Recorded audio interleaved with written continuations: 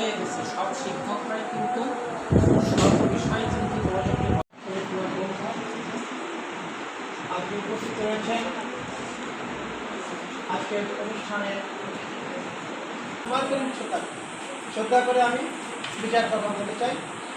আপনারা জানেন sunrise foundation 2008 সালে সমাজসেবা কথা বলার জন্য এখানে আয়োজন করেছে।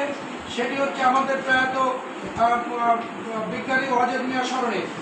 উনার স্মরণে ইতিপূর্বে কথা বলেছেন আমাদের শ্রদ্ধেয় শওকত ভাই সহ পরিচালক রেজওয়ান রাজা বলেছে। আসলে উনি ছিলেন একজন এমন বিজ্ঞানী যিনি একেবারে লোকচক্ষুর অন্তরালে থেকেও গভীরভাবে বিজ্ঞানের যে আবিষ্কার, বিজ্ঞানের যে অগ্রগতি সে সম্পর্কে কাজ করে চলেছেন। উনি শুধু বক্তব্য আমরা শুনছিলাম।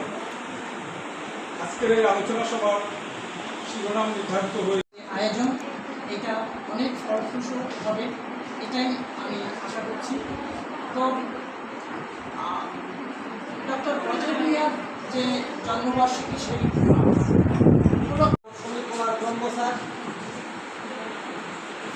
উপস্থিত যুব উন্নয়ন কর্মকর্তা জনাব ওবায়দুল হক, বাংলা বিভাগের বিভাগীয় প্রধান জনাব শওকত হোসেন, সহকারী অধ্যাপক জনাব উল্লাসিনী সরকার,